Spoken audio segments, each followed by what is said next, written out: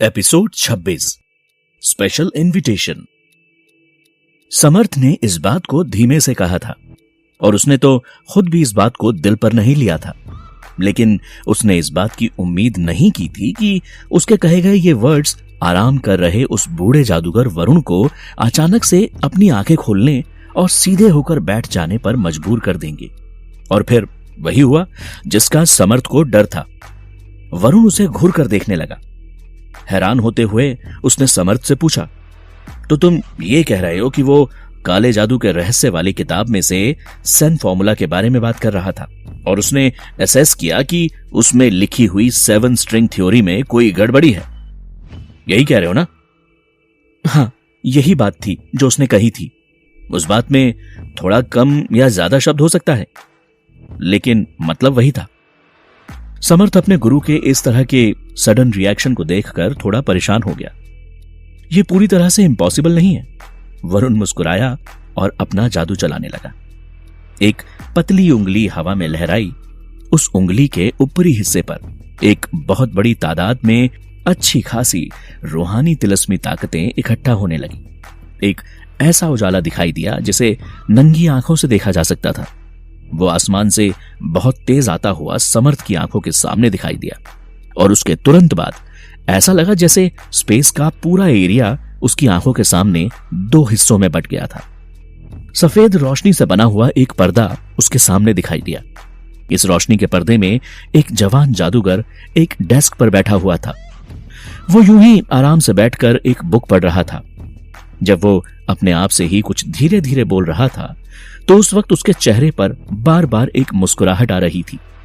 जो सब कुछ अभी अभी दिखाई दे रहा था वो लाइब्रेरी में जो पहले सब कुछ हुआ था उसका रिप्ले था।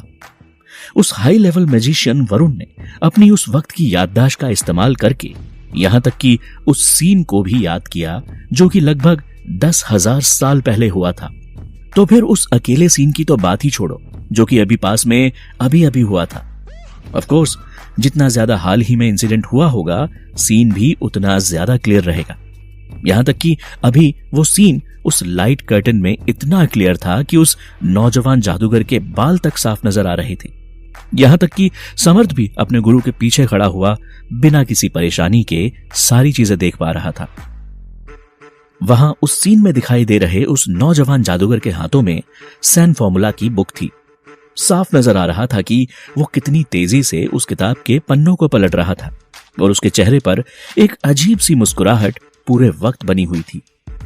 देखकर लग रहा था जैसे उसे कोई मजाक उड़ाने वाली चीज उस किताब में दिख रही हो। समर्थ ने कुछ देर के लिए अपने मन में सोचा, इतना ज्यादा रिडिकुलस उस किताब में ऐसा क्या हो सकता है? लेकिन उस किताब को देखने के बाद वो कुछ भी नहीं समझ सकता था।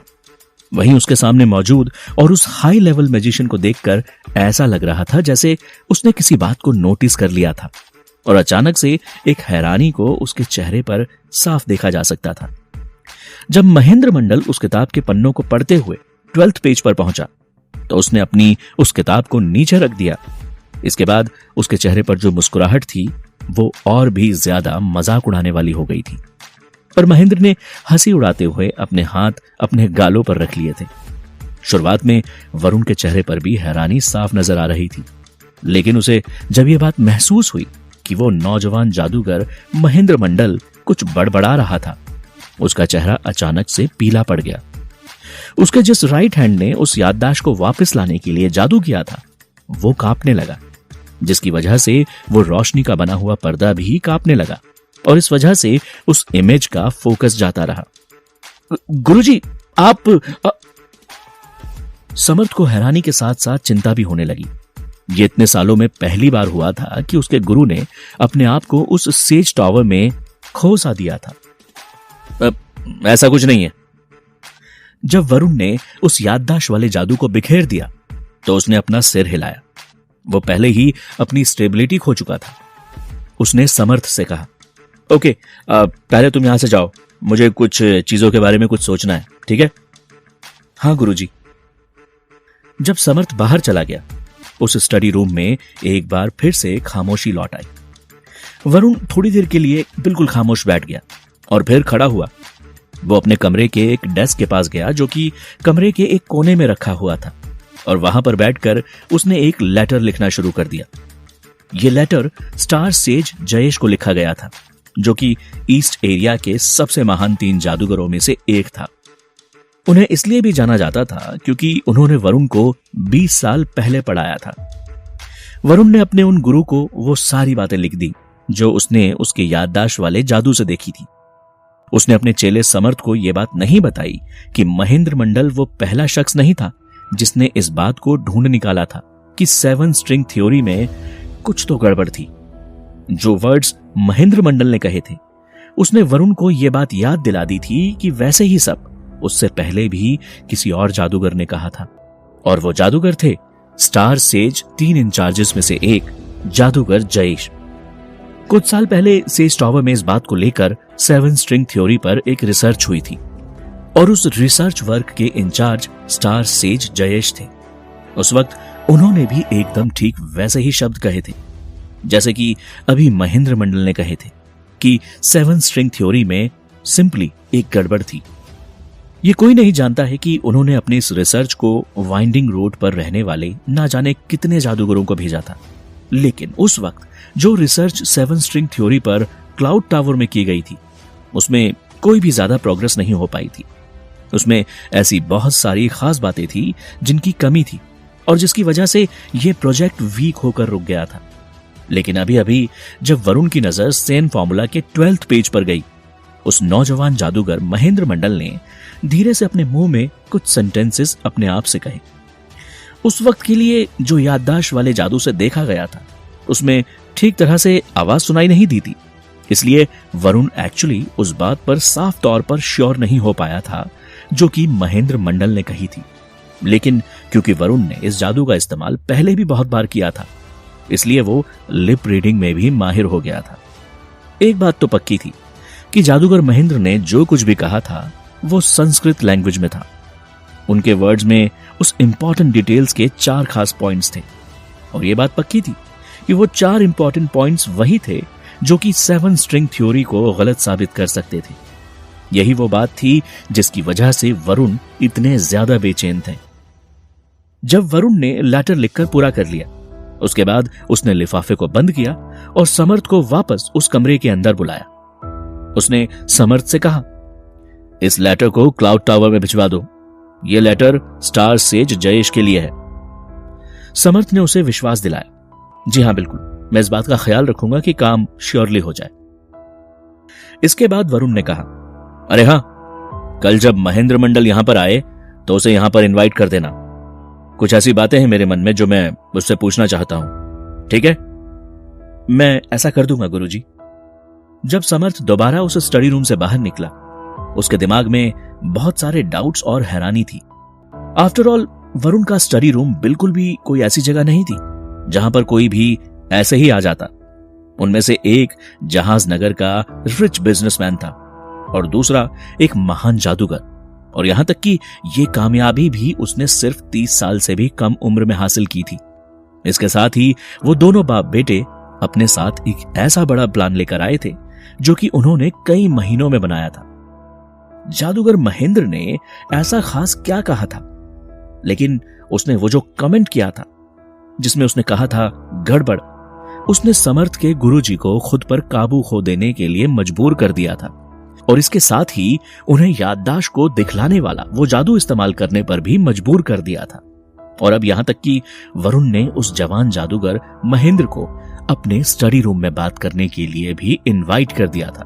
और आखिर में यश अगले दिन लाइब्रेरी में गया ही नहीं। उस दिन गिल्डेड रोज अल्केमी लाइब्रेरी की रीओपनिंग का दिन था। यश को जो नीलामी से 30,000 गोल्ड कॉइन्स हासिल हुए थे, उस दिन उस बूढ़े बटलर को कुछ ज्यादा ही राहत मिल गई थी। ना सिर्फ उन लोगों ने विक्रम का कर्ज चुका दिया था, बल्कि उसके बाद उस बूढ़े बटलर ने फ्लैशिंग गोल्ड बिजनेस ग्रुप को एक बार फिर से नए तरीके से खड़ा करने का प्लान बनाना शुरू कर दिया था। एपिसोड 27, जादूगर मनीष की धमकी। यश मेहरा ओरिजिनली इस काम को लेकर इतना ज्यादा फिक्रमंद नहीं था। 30,000 सोने के सिक्के इतने भी ज्यादा नहीं थे। उनसे सिर्फ कैजुअली कुछ मैजिक मटेरियल्स खरीदा जा सकता था और उसके साथ ही कुछ डेली एक्सपेंसेस से डील किया जा सकता था। लेकिन हाथ में सिर्फ इतना पैसा होने के बाद फ्लैशिंग गोल्ड बिजनेस ग्रुप को फिर से नए सिरे से स्टार्ट करना, क्या यह सब कुछ ज्यादा ही नहीं हो रहा था? लेकिन वो बूढ़ा बटलर राजू इस मसले के सेटल होने के लिए और ज्यादा इंतजार नहीं कर सकता था। जब यश ने उस बूढ़े आदमी को कई बार नीचा दिखा दिया था तो फिर वो बूढ़ा बटलर किसी रास्कल की तरह पेश आने लगा। यश की हियरिंग रेंज में वो हर दिन आहें भरते रहता था। वो इस बारे में बात किया करता था कि अब उसके पास कितने साल बचे हैं, और वो इस बात को जानता था कि अब वो और लंबे वक्त तक जिंदा नहीं रहने वाला है। वो जल्दी ही मरने वाला है और अपने पुराने मालिक से जाकर स्वर्ग में मिलने वाला था। वहां पर जाने के बाद क्या वो अपने पुराने मालिक को यह बात एक्सप्लेन करेगा कि इतने दिनों तक फलने फूलने के बाद वो फ्लैशिंग गोल्ड बिजनेस ग्रुप अब खत्म होने की कगार पर था? आखिर में यश के पास कंसेशंस के अलावा और कोई चारा नहीं था। फ्लैशिंग गोल्ड बिजनेस ग्रुप के दुश्मनों के बारे में बात करने में अभी कोई पॉइंट नहीं था, लेकिन गिल्डेड रोज को एक्चुअली ऑलमोस्ट तुरंत फिर से खोला जा सकता था। इसलिए जो 20,000 सोने के सिक्के बच गए थे उनका इस्तेमाल उस लैब के रेनोवेशन के काम में लगा दिया गया। एम्प्लॉय रिक्रूटमेंट और मटेरियल परचेज का काम भी उन्हीं पैसों से हो गया। उसके बाद बहुत ज्यादा पैसे नहीं बचे। इस बात से वो बूढ़ा बटलर हक्का बक्का रह गया। वो अपने मन में सोचने लगा, हम क्या कर सकते हैं? हमारे पास अब बिल्कुल भी पैसा नहीं बचा है, तो अब हम एल्केमिस्ट या सोना बनाने वाले लोगों को कहां से लाएंगे? एक एल्केमिस्ट वर्कशॉप जिसमें कि एक भी एल्केमिस्ट ही ना हो, तो फिर ऐसे में एक रेस्टोरेंट जिसमें कोई शेफ ना हो, और इस वर्कशॉप में क्या अंतर रह जाएगा? उस वक्त जब यह मैटर सामने आया, उस बूढ़े राजू के कुछ और ज्यादा बाल सफेद हो चुके थे। इस बारे में कुछ किया भी नहीं जा सकता था क्योंकि अल्केमिस्ट का स्टेटस बहुत हाई हुआ करता था।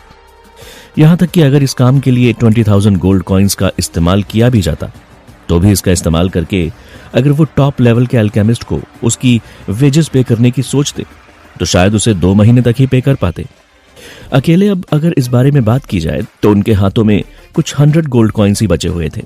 तो क्या ऐसे में उन लोगों को किसी अप्रेंटिस एल्केमिस्ट को इस काम के लिए हायर करना चाहिए था? इससे तो उन लोगों की रेपुटेशन बर्बाद हो जाती, क्योंकि अब दूसरा कोई और चारा नहीं बचा था। तो ऐसे में यश को खुद ही यह काम करना था। सेज टॉवर से एक दिन पहले वापस आने के बाद यश सीधे अपने घर नहीं गया।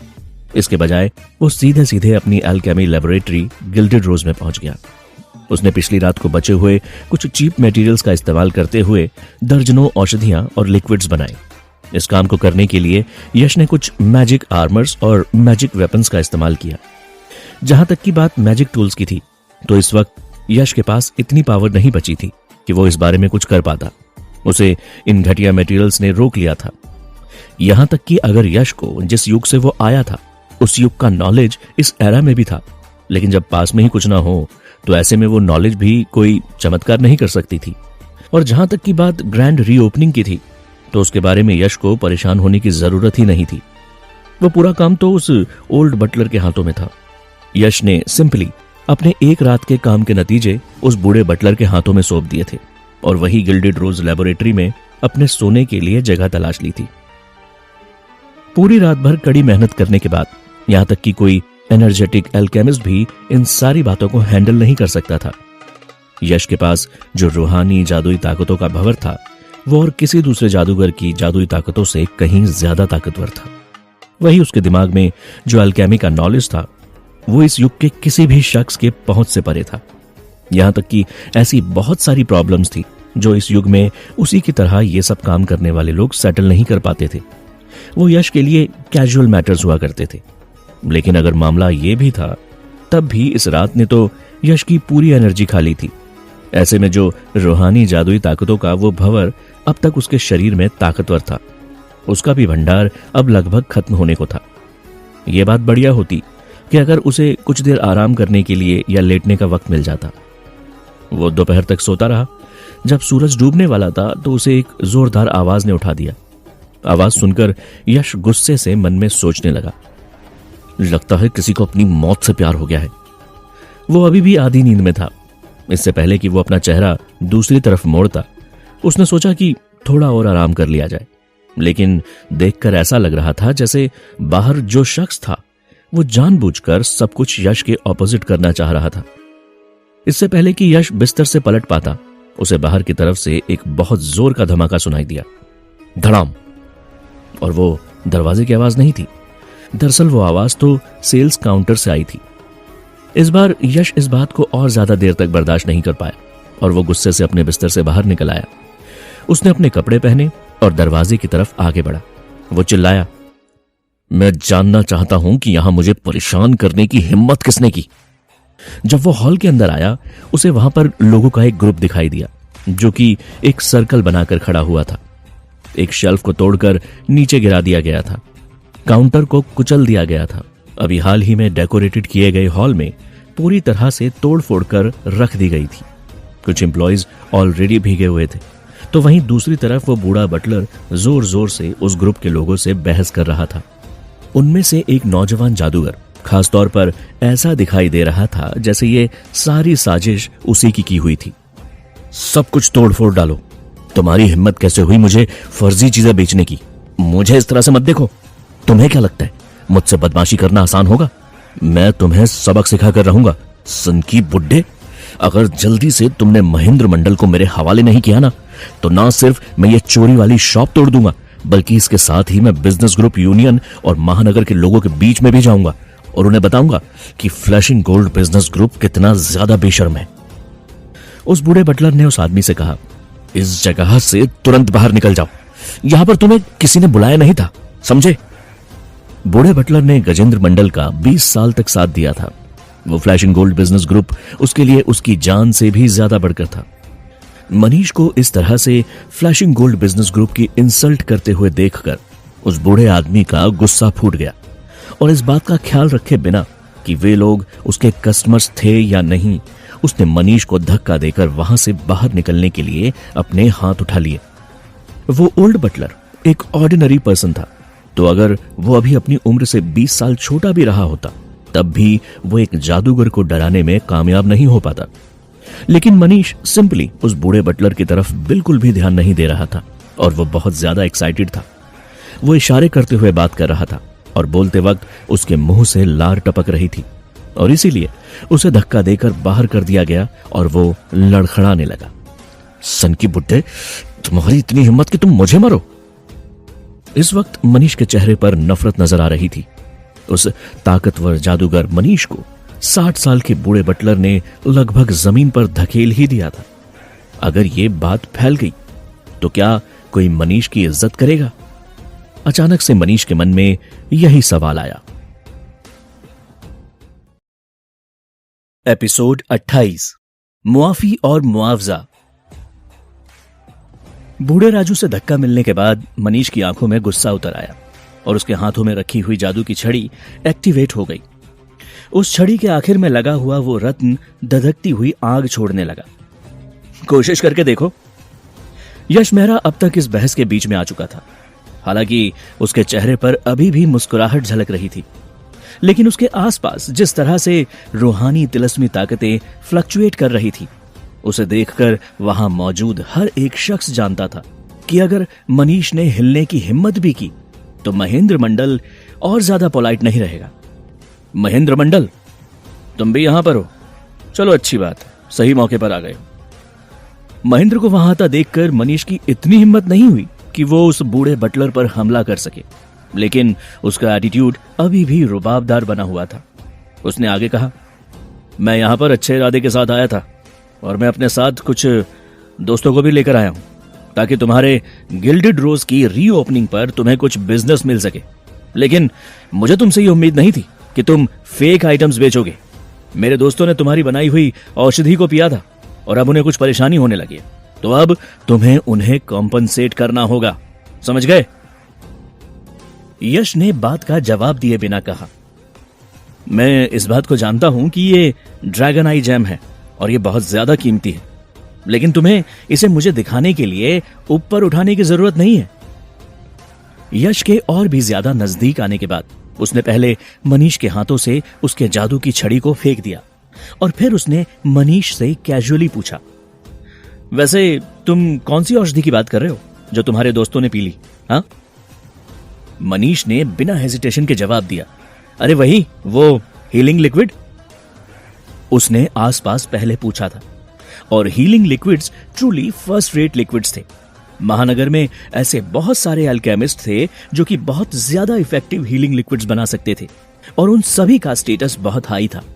उनमें से कोई भी ऐसे नहीं थे जिन्हें अभी के हालात में गिल्डेड रोज हायर कर सकता था। इसके अलावा वो healing liquids dark red colour का हुआ करता था। सिर्फ फील्ड हीलिंग लिक्विड्स ही डार्क रेड का हुआ करता है। उसने आगे कहा, इसे देखो, इसमें से पहले ही आधा लिक्विड पी लिया गया है, और इसकी इंजरी अभी तक भी पूरी तरह से ठीक नहीं हुई है। और इसके अलावा इसके जिस घाव पर पहले स्किन आ गई थी, अब उसने दोबारा ब्लीडिंग करना शुरू कर दिया है।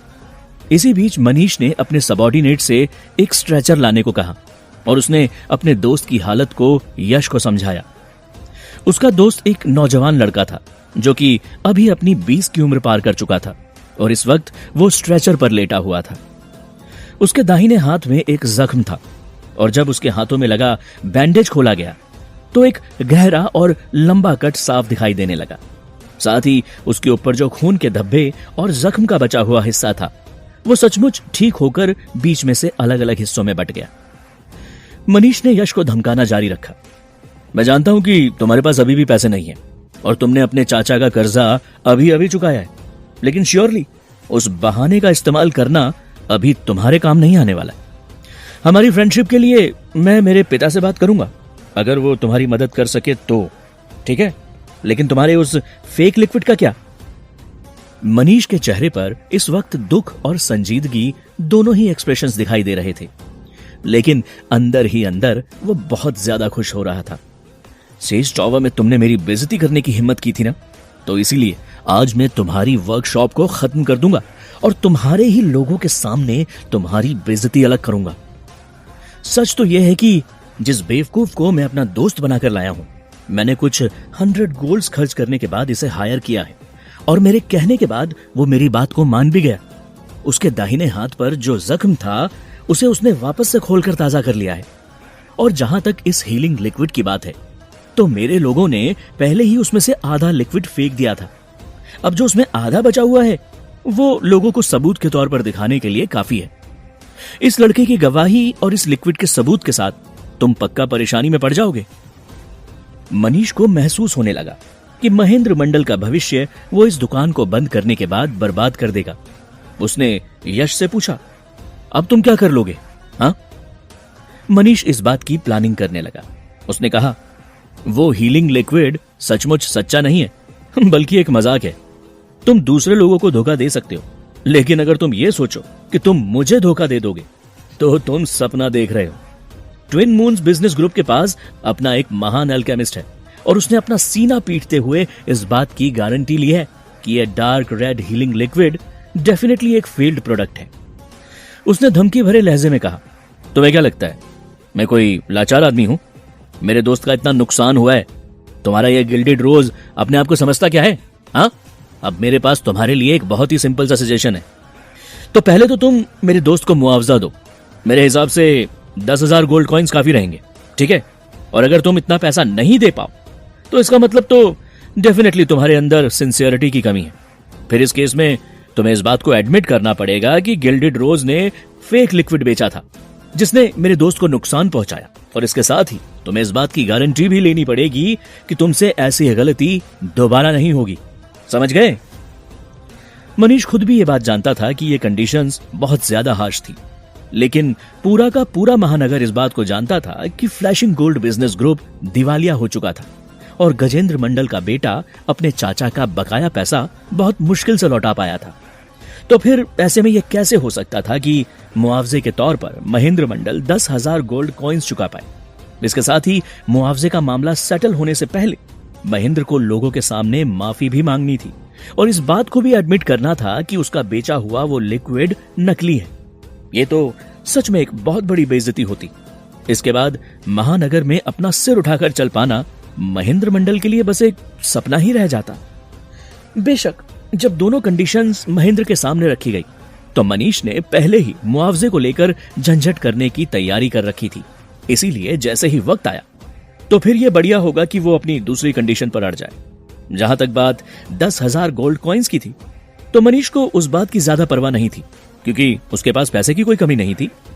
उसका मकसद तो महेंद्र मंडल का घमंड पूरी तरह से कुचल डालने का था। लेकिन अचानक कुछ अजीब हुआ। यश ने काफी देर चुप रहने के बाद कहा, यह बात सुनने में रीजनेबल लगती है। हमारा गिल्डेड रोज बिजनेस करने के लिए ही खुला है, तो अगर इस आराम पहुंचाने वाली औषधि से किसी को कोई नुकसान हुआ है तो हमें तो हर्जाना देना ही होगा, और इसके साथ ही माफी मांगना तो बनता ही है। यह कौन जानता था कि यश इतना ज्यादा स्ट्रेट फॉरवर्ड निकलेगा और इस मामले को लेकर बिल्कुल भी किसी भी तरह की बहस नहीं करेगा। यहां तक कि मनीष, जो कि हमेशा से यह सोचता आया था कि वो बदले के तौर पर महेंद्र मंडल के साथ क्या क्या करेगा, इस बात को सुनने के बाद तो वो भी हैरानी की वजह से अपनी जगह पर ही जम गया, जबकि वो तो बहस करने के लिए और भी बहुत सारी बातें सोचकर आया था। वो खुद से ही सोच में पड़ गया, ये कमबख्त इतनी जल्दी इन सारी बातों के लिए राजी कैसे हो गया। खैर, बढ़िया ही है। अगर ये बात मैटर नहीं करती तो थोड़ी मेहनत बचा लेना भी अच्छा ही हुआ। हाँ, मनीष ने रुतबे में यश से कहा, चलो अगर मामला यही है तो जल्दी करो, इस मामले को सेटल करो, ठीक है। तुम्हें मुआवजा देना है और माफी मांगनी है। मेरे पास करने के लिए और भी दूसरे काम है। मैं यहां पर खड़े रहकर तुम्हारे साथ बस बकवास ही नहीं कर सकता, ठीक है। लेकिन यश इतनी आसानी से हार मानने वालों में से नहीं था। उसने मनीष की एक्साइटमेंट को कम करते हुए कहा, अरे रुको रुको मनीष, सुनो। हाँ, क्या तुमने मेरी बात ठीक से नहीं सुनी क्या? हाँ, मैंने कहा अगर मेरे बनाए गए उस हीलिंग लिक्विड में सचमुच में कोई परेशानी हो तो, समझे? तुम्हें इस बात का मतलब तो समझ आना ही चाहिए। सही कहा ना मैंने, या फिर मुझे तुम्हें समझाना पड़ेगा? मनीष ने कंफ्यूजन में पूछा, तुम्हारा कहने का मतलब क्या है? आखिर यश कहना क्या चाहता था